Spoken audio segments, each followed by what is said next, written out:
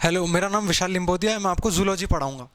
Zoology में हम सबसे पहला चैप्टर पढ़ेंगे डाइजेशन एंड एब्जॉर्प्शन। डाइजेशन आपने सुना ही होगा। डाइजेशन होता मतलब कोई भी चीज़ अपन कंज्यूम करेंगे सबसे पहले उसको सिंपल फॉर्म में लाना जिससे अपनी बॉडी उसको एब्जॉर्ब कर सके। ठीक है, फर्स्ट चैप्टर है हमारा डाइजेशन एंड एब्जॉर्प्शन।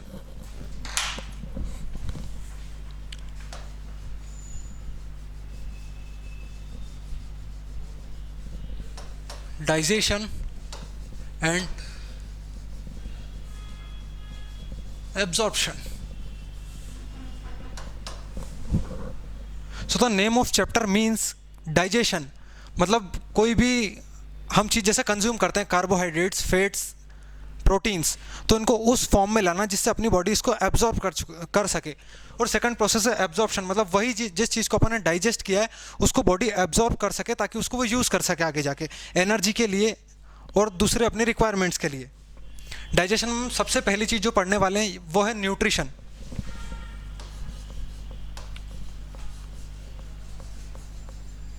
न्यूट्रिशन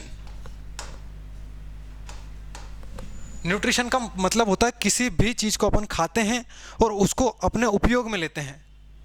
अगर इसकी डेफिनेशन अपन देखें तो the process of taking food and utilization of food by living organisms is called as nutrition.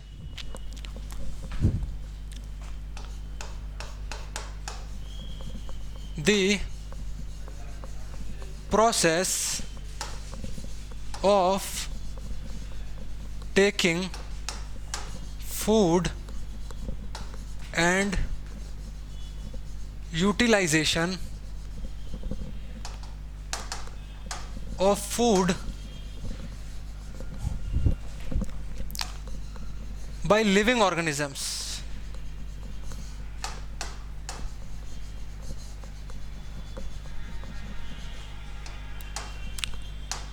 is called as nutrition। जैसे न्यूट्रिशन एक काफ़ी लंबा चौड़ा प्रोसेस होता है जिसके काफ़ी स्टेप्स हो सकते हैं। तो हम पढ़ेंगे steps of nutrition. Steps of nutrition. The first step is ingestion.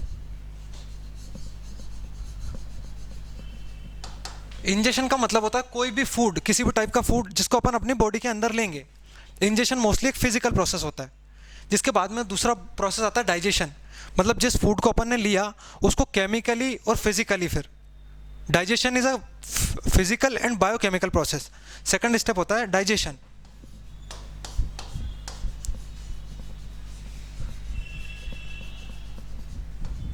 मतलब जो भी फूड अपन ने बॉडी में लिया है उसको अब डाइजेस्ट करना है।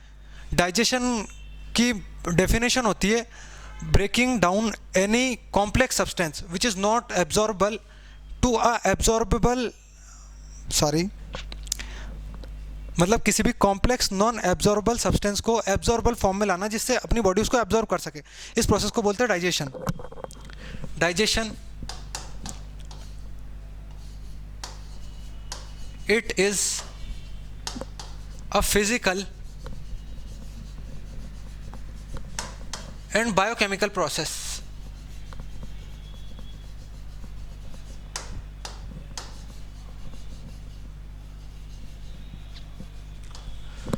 फिजिकल प्रोसेस जो मेनली होती है वो अपने ओरल कैविटी में होती है। ओरल कैविटी बनती है टीथ, टंग और पैलेट से। जो अपने टीथ और टंग होंगे वो फूड को पहले चबाएंगे, इस प्रोसेस को मास्टिकेशन बोलते हैं। Breaking down of food by teeth and mixing of saliva by tongue is called as mastication। okay, third process होता है एब्जॉर्प्शन।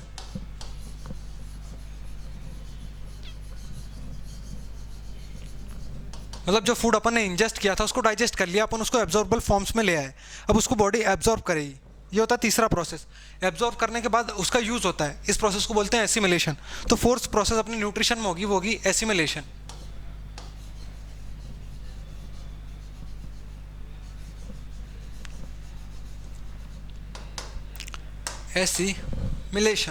एसिमिलेशन करने के बाद में जो वेस्ट सब्सटेंस बच गया जिसका अपनी बॉडी में कोई यूज़ नहीं है उसका रिमूवल होना चाहिए। तो उसके लिए प्रोसेस होती है इजेशन, मतलब जो वेस्ट सब्सटेंस है उसको बॉडी से बाहर निकालना।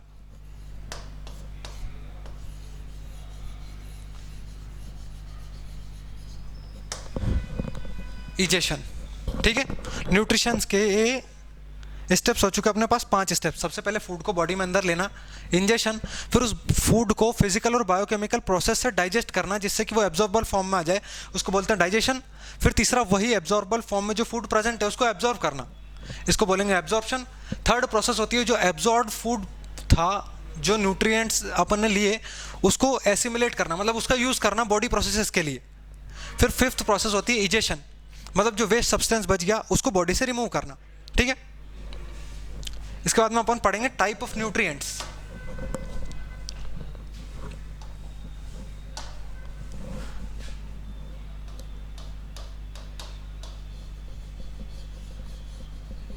Types of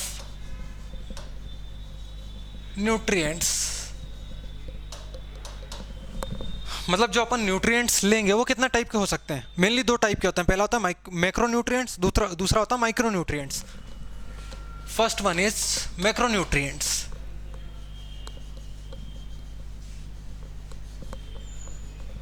macronutrients and the second one is micronutrients.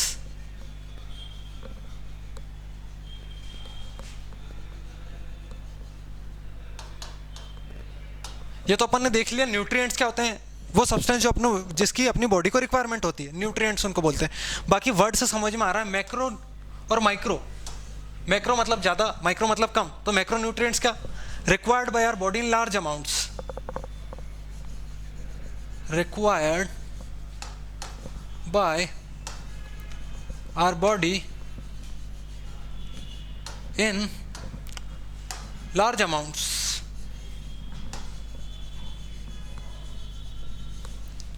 Micro का मतलब कम, न्यूट्रिएंट्स का मतलब अपने को पता ही है।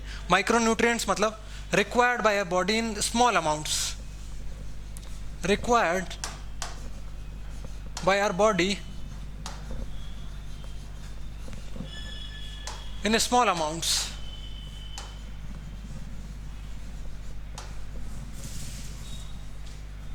ठीक है। अब जो मैक्रो न्यूट्रिएंट्स होते हैं इनकी अपनी बॉडी को ज़्यादा रिक्वायरमेंट होती है। मैक्रो न्यूट्रिएंट्स 3 होते हैं मोस्टली। पहला होता है कार्बोहाइड्रेट, दूसरा होता है फैट, तीसरा होता है प्रोटीन। इन तीनों की अपनी बॉडी को ज़्यादा रिक्वायरमेंट होती है क्योंकि इनसे एनर्जी प्रोड्यूस होती है और एनर्जी की अपनी बॉडी को ज़्यादा रिक्वायरमेंट होती है। तो मैक्रो न्यूट्रिएंट्स में आ जाएंगे, फर्स्ट आ जाएगा कार्बोहाइड्रेट्स,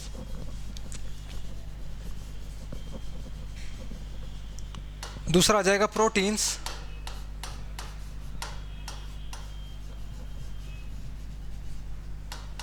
प्रोटीन्स को building blocks of our body भी बोलते हैं, बिल्डिंग ब्लॉक्स, क्योंकि जो मसल्स वगैरह बनती है वो सब प्रोटीन की हेल्प से बनती है, बिल्डिंग ब्लॉक्स। और तीसरा होता है फैट, फैट, ओके। ये तीनों एनर्जी प्रोवाइड करेंगे और ज़्यादा क्वांटिटी में रिक्वायर्ड होंगे। एनर्जी चाहिए तो इन तीनों को डाइजेस्ट भी करना पड़ेगा। बाकी जो माइक्रोन्यूट्रिएंट्स होते हैं ये बहुत ही कम अमाउंट में चाहिए होता है और इनको डाइजेस्ट नहीं करना पड़ता। माइक्रोन्यूट्रिएंट्स भी 3 ही होते हैं। पहला होगा vitamins,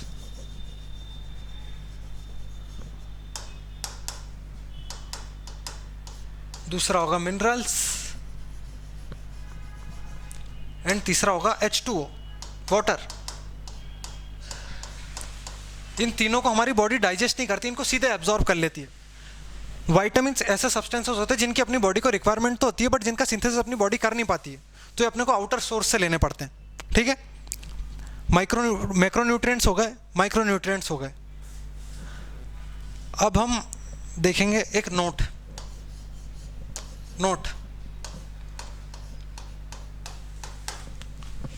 micronutrients.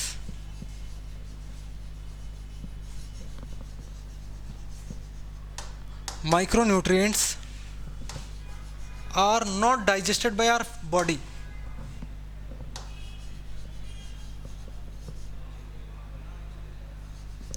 Not digested by our body because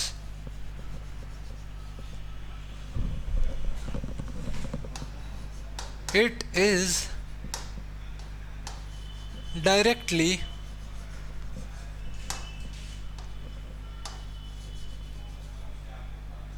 absorbed by our body.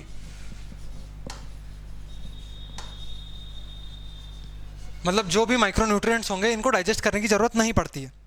ठीक है, आगे बढ़ते हैं. डाइजेशन होता कहाँ है? अगली चीज, site of digestion. Site of digestion.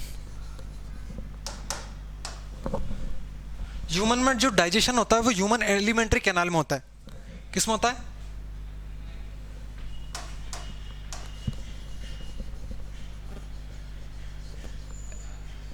Elementary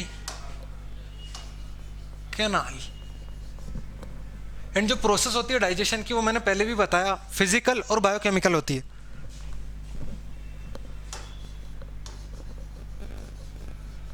physical and biochemical. जो फिजिकल प्रोसेस होगी वो अपने टीथ और टंग करेंगे. दांत और जुबान जो अपनी होगी वो उसको मिलके चबाएंगे और उसमें सलाइवा मिक्स करेंगे. ये फिजिकल प्रोसेस होती है, इसको मास्टिकेशन भी बोलते हैं. बायोकेमिकल प्रोसेस जो होगी वो एंजाइम्स की हेल्प से होगी. एंजाइम्स जो सिक्रेटरी ग्लैंड्स होंगी उनसे मिलेंगे. तो अपन देखेंगे ह्यूमन एलिमेंट्री कैनाल क्या क्या कंसिस्ट करती है. Human digestive system. It is mainly composed of alimentary canal and assistive glands. Digestive glands जो होती है उनको असिस्टिव ग्लैंड्स भी बोलते हैं क्योंकि वो असिस्ट करती है डाइजेशन में. तो दो चीज़ों का बनता है, एक होगा एलिमेंट्री कैनाल,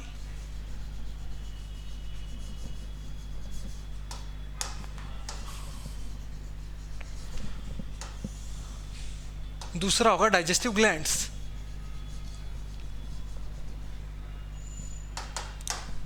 डाइजेस्टिव ग्लैंड्स जो अपनी एलिमेंट्री कैनाल होती है वो माउथ से लेके तो एनस तक जितने भी पोर्शंस होंगे वो अपनी एलिमेंट्री कैनाल होती है. सबसे पहले आता है माउथ, फिर आता है बकल कैविटी, उसके बाद में आता है फेरिंग्स, फिर ईसोफेगस, फिर स्टमक, फिर स्मॉल इंटेस्टाइन, फिर लार्ज इंटेस्टाइन. ओके, सबसे पहले देखेंगे अपन क्या, mouth.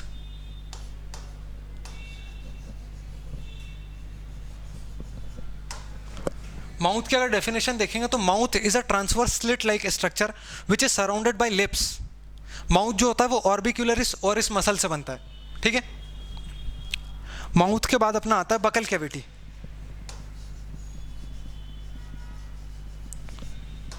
Buccal cavity, buccal cavity के भी दो पोर्शन होते हैं, एक होता है वेस्टिब्यूल, दूसरा होता है oral cavity. Vestibule is the space between our teeth and our cheeks. जो अपने दांत और अपने गाल के बीच में जगह होती है उसको वेस्टिब्यूल बोलते हैं. दूसरा होता है oral cavity. Oral cavity is composed of teeth, tongue and palatine. Palatine जो अपने मुंह के ऊपर जगह होती है उसको पैलेटाइन बोलते हैं. टीथ अपने पता ही है और टंग भी पता है. तो मतलब oral cavity is constituted by palate, teeth and tongue. ठीक है, buccal cavity, vestibule and oral cavity.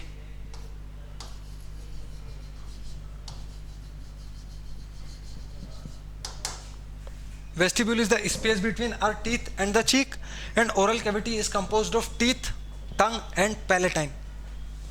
ठीक है, बकल कैविटी के बाद आता है फेरिंग्स.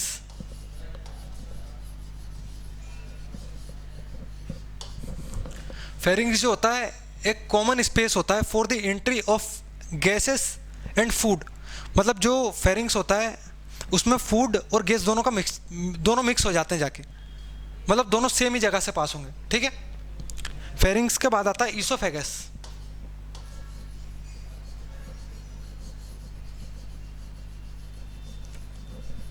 ईसोफेगस जो होती है अपनी एक डोर्सल ट्यूब होती है, मतलब ट्रेकिया आगे होती है, उसके पीछे होती है ईसोफेगस. ईसोफेगस की लेंथ ऑलमोस्ट 25 सेंटीमीटर्स होती है. ईसोफेगस में कोई डाइजेस्टिव ग्लैंड प्रेजेंट नहीं होती और ईसोफेगस में डाइजेशन होता भी नहीं है.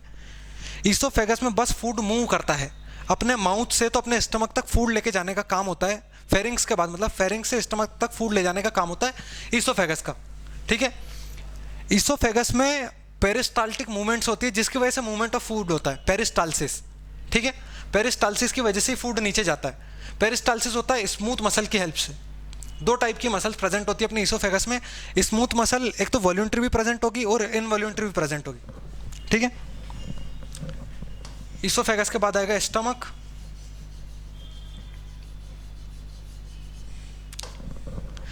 स्टमक जो अपना होता है वो एक जे शेप बैग लाइक स्ट्रक्चर होता है। ये अपने upper left portion of abdomen में प्रेजेंट होता है। जो मेनली डाइजेशन होता है वो स्टमक में ही होता है। स्टमक में 4 to 5 आवर्स के लिए फूड प्रेजेंट रहता है। उसी समय के अंतराल में सारा डाइजेशन हो जाता है। सारा तो नहीं, मतलब ऑलमोस्ट डाइजेशन हो जाता है। सबसे ज़्यादा डाइजेशन होगा स्टमक में। स्टमक को गैस्टर भी बोलते हैं, ठीक है। स्टमक के बाद आता है स्मॉल इंटेस्टाइन।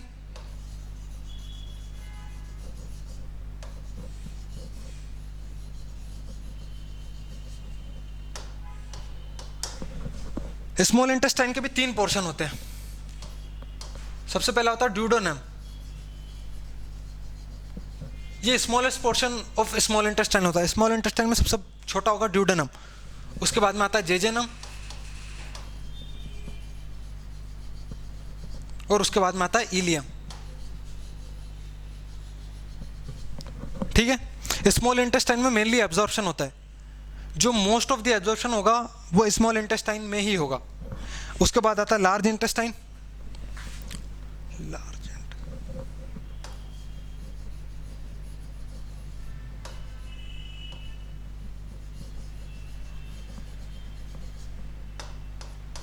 लार्ज इंटेस्टाइन के भी 3 पोर्शन होते हैं, सीकम, कोलोन एंड रेक्टम, ठीक है। Caecum, colon and rectum.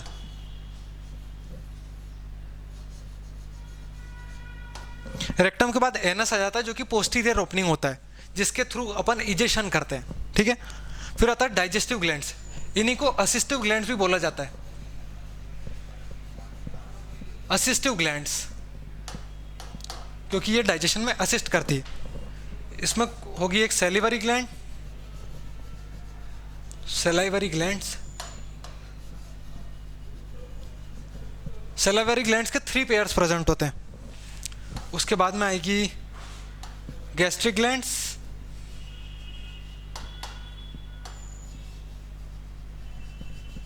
उसके बाद में आती है इंटेस्टाइनल ग्लैंड्स,